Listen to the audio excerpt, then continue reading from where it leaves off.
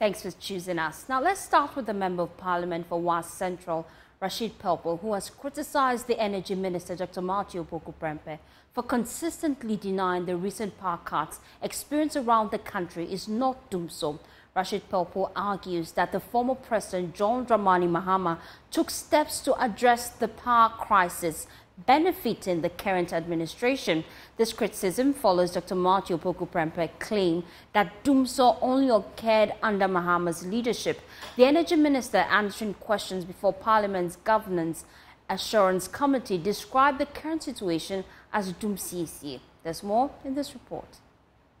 The Energy Minister has taken his turn before the Government Assurances Committee of Parliament and has been providing answers in terms of the promises he made on the floor and his delivery. The Minister has been talking about rural electrification and how much he believes that this government has done. The Energy Minister says the rural electrification program that government is undertaking does not know political colors. When I said that Ghana has reached 88.75, it will bring a cheer to everybody. I'm sure if we were doing electricity by who voted for who, we would not have been in 88.75. I'm sure if we were doing electricity by who voted for which president, NDC has been in power for longer, and your constituencies should have been fully electrified. We hope that we will restart this whole electricity project as quickly as possible, because it affects every single region in the country. It's affected by our paucity or our difficulty or our suspension of ongoing electrical projects, even though we had envisaged that by end of this year, we should reach the sustainable development goal for energy access for all, 2030. We should achieve it by the end of this year, and we are still working on it. Ultimately, doomsday also came back on the floor. The Energy Minister is categorical that this government has not witnessed doomsday, and that it's only been doomsday, and that it is the NDC government that rather witnessed doomsday. We've gone past the era where we had 72 to 96 days of light out and 6 hours of light on. We are in the era of doomsday, which is profoundly different from doomsday. Doomsday, as inflicted on Ghanaians, has only happened as characterized His Excellency John Dramani Mahama's governance. He is the only president on record that for 4 years that he reigned, for 4 years that he ruled, for 4 years that he governed, there was doom. All the heads of state or presidents in the history of this country have suffered doomsday. Even President Kufuor's era, they had to import toy generators from outside under Honorable Kofi Adda. But President John Mahama was bold enough, humble enough, and took responsibility and said he was going to solve it. And he did solve it. Thank you very much. President Mahama left office, we have excess capacity. President Mahama is the only president in the history of this country who has solved Let's make a headway. Thank you. Chairman of the committee, Farouk Aliu Mahama, says they are impressed with the answers the minister has given, and they're going to follow up with verification visits. We need to talk about the real challenges the minister tried to espouse, to say that due to certain loan agreements that had stalled the projects of certain projects, for his vis-a-vis the China loan and some of the SHEP projects. He was very, very frank. But there was other good side of it, which is the minister tried to expose. For instance, my constituents, people of UND, have got a lot of coverage, and he projecting the electrification project at 88.75 of the whole national grid. And that's a significant improvement by the minister, and even though there's a room for improvement. No, we've not concluded work. We are going to go a follow-up. We have 2 areas to cover. How our commission, we're going to do a follow-up. The Energy Minister has given a door that we should come for him as to go for a tour. For instance, he's commissioned this thing in Kumasi. We're going to go around all the projects the ministry have done. The Government Assurance Committee has now concluded its public hearings, at least for now. They will go back into conclave, prepare their report, and present it to Parliament when the House will reconvene. And ultimately, the members also say they have to go through a verification visit to ensure that the claims that have been made before them by these ministers are all truthful. Reporting for Joy News, Kweku Asante, Parliament House, Accra. We can now hear from Member of Parliament for Was Central, Rashid Pelpuo, who says the Energy Minister should take responsibility for the recent power outages.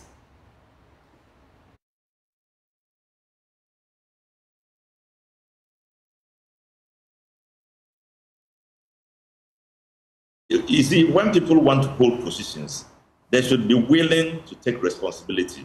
This is not a minister who wants to take responsibility. He should not speak like a foot soldier. He should speak with an informed position. Look, this is the situation. You don't even need to make reference to John Mahama. Just say, this is the situation. We know you are managing it, but you are failing. But just say you are managing it.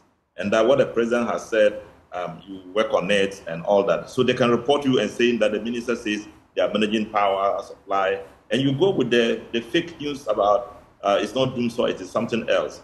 People know it's not true, but you know, several of them may think you are telling the truth. But now everything from A to Z are lies. He has not told us what it is. John Mohammed's doomsday was as a result of the 8 years of administration of President Pelpuo. He noticed it. President Pelpuo noticed there was a big gap, and he tried to bring hydro power support to beef the system. And then he also tried to get some companies to buy power to cushion up the situation.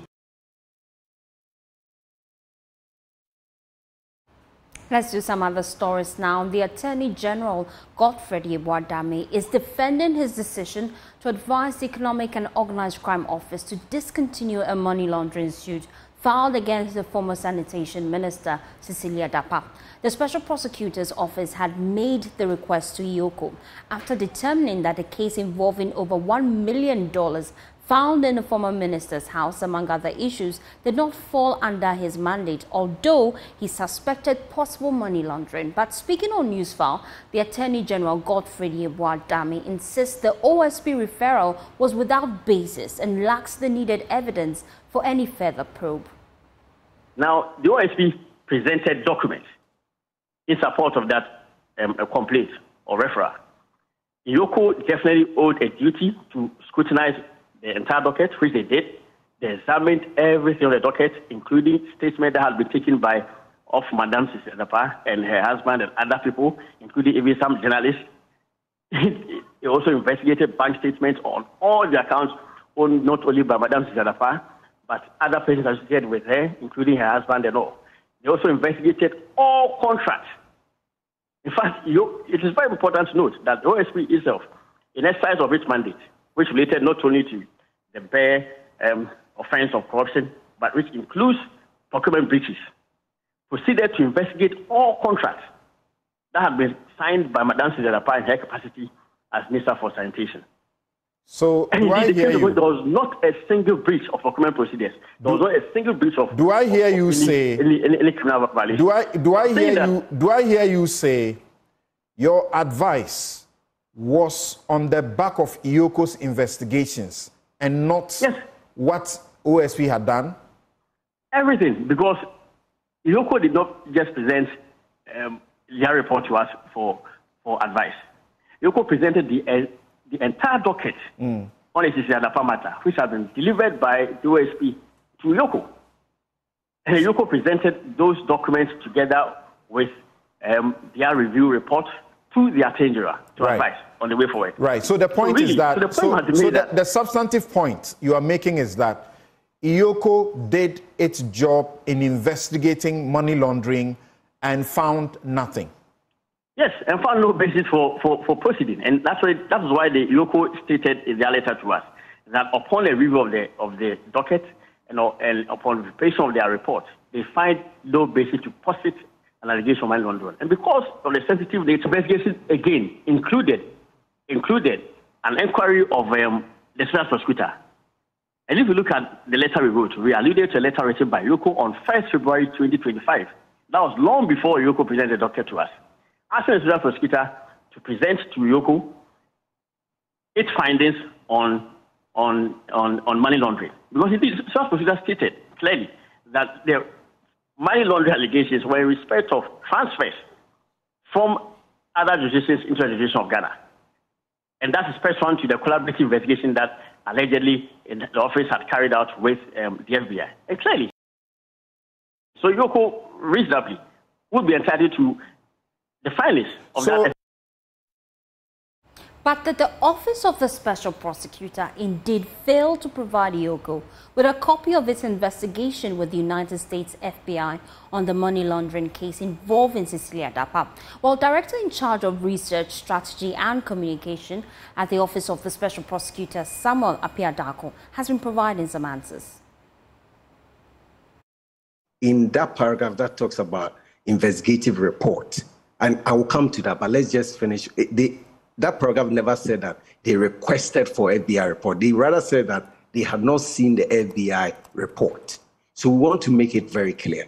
Iyoko did not request for it. And I'm saying that even if Iyoko requested for it, this FBI report has a lot of confidentiality clauses on it that was directed particularly to the special prosecutor. And you can't just give an FBI report to another agency because you have transferred. There ought to be a lot of what I call interagency collaboration and clearance. And so if it had happened, then we may have triggered clearance so that either we are cleared by FBI that, oh, you can send it, or FBI will directly send it to them. The other point I want to make is that the OSP should be taken as a whistleblower to Iyoko. So as a whistleblower, we have given Iyoko, we gave Iyoko platinum information. Ordinarily, you will not even find other agencies give such information to Iyoko. And let me tell you exactly what we gave to Iyoko. So you notice that Attorney General's office talks about a docket. It's not just a docket. That particular docket has caution statements of suspects and witnesses, about 20 suspects and witnesses in America, in Accra, and in Ashanti region. And these are investigations that we have done that give us the sense that almost everything we have looked at may fall in the realm of money laundering. So it is not just in respect of a transaction in America, but also in respect of the monies, the over 10 million Ghana cedis, if you convert, that we found in Ms. Dapa's house, and including all the monies we saw passing through her bank account. So our referral is not just in respect of a transaction in America. Also, we were not conducting money laundering investigation. We were conducting corruption investigation. And so we are of the opinion that we had all that it takes to send that referral to Iyoko, because on that basis, there is no way we could have proceeded and then investigated and then write a report on money laundering for Iyoko. Then Iyoko will send to AG. No, we only referred a matter to Iyoko as whistleblowers for Iyoko to investigate. We can now hear from the member of NDC legal team, Ibraham Amala, who says the development shows government's lack of commitment in the fight against corruption. Clearly, you can see, and I agree with the CDD report, a contrived conduct by the Attorney General, Iyoko, to come to this conclusion. Look, Article 2864 is clear, and you've read it from the CDD report, that unexplained wealth can be a source of investigation. Why would the AG think that because the special prosecutor's report shows that they could not establish some offenses, corruption, but the Iyoko, which is seized with money laundering, which could have done its own investigation and has investigators, were not also allowed to carry on with their own investigation and then come to the conclusion that this matter has ended. Look, the very moment that the special prosecutor transferred the matter to Iyoko, I knew the matter had come to an end. And this is where we are today. You are talking.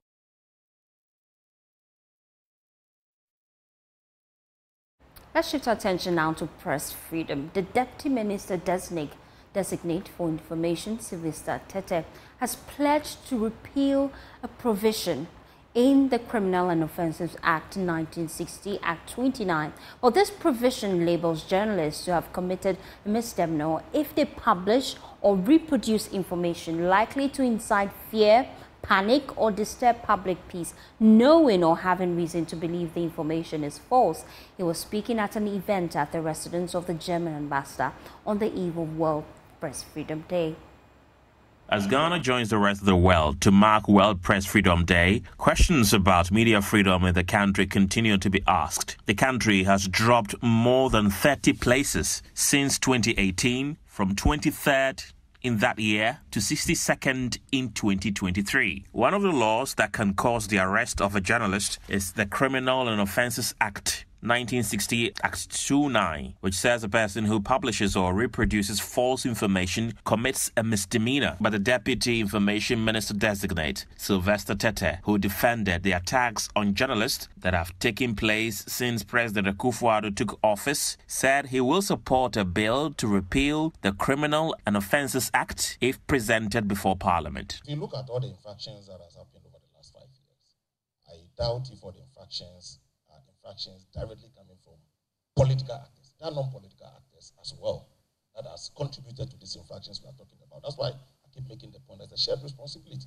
Education, advocacy, reforming our laws. Look, there are occasions that the ministry itself or government itself had to issue statements condemning the police action on some of these matters. I have shared that position personally, going forward. Today I'm in government, tomorrow I may not be in government. That is how life is.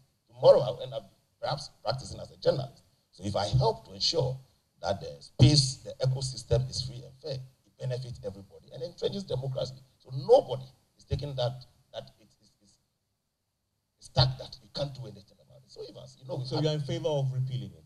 We should. As a matter of fact, we should. Executive Director of Media Foundation for West Africa, Suleiman Ibrahim, bemoaned the rate at which politicians are starting to own media companies, which are used for political propaganda, and called for a law to be implemented that will ensure that media owners have the capacity to pay their workers before they are given license to operate. A lot of them are set up by politicians, an MP, and you can name them, you know them. And so it's all about, if my party is in power, I use my position to go for a frequency, set up a radio station in my village to do the propaganda for me as the MP for the area. So I think the first thing is to have regulations that would set up certain parameters on who is qualified to have a radio station in terms of your management capacity, your resource capacity, the capacity to recruit at least a minimum number of professional journalists to be able to operate. Professor Audrey Gajekbo is the Dean of the School of Information and Communication Studies at the University of Ghana. We know that there's a lot of talk, a lot of concern about disinformation. We're about to go into elections, and I worry, and I know that our lives are going to be miserable, because now we even have AI, and AI is allowing all kinds of things to happen. So there is a lot to be concerned about, and we ought to insist. Deputy Executive Secretary of the National Media Commission, Alexander Ni Kate Bannerman, said the commission is trying its best to protect the safety of journalists. If you talk about safety of journalists, I was at Class FM today, and I asked them, why didn't they report? We have seen it, and we've been there. Actually, it's with the police investigating. So I encourage them that last year we held a program with Ministry of Information on the status of some of these infractions. So I encourage them that they should get us the chronology of events so that we can do a follow-up with the police. The theme for this year's World Press Freedom Day is A Press for the Planet. Journalism in the face of the environmental crisis. That's it for the bulletin. Remember to brush your teeth before you go to bed this evening, and also ensure tomorrow morning you do the same when you wake up. Use Pepsodent Cavity Fighter, Pepsodent Charcoal, and Pepsodent Herbal. Or you can also use Pepsodent Triple Protection, because with Pepsodent, every smile matters. My name is Faustina Savo.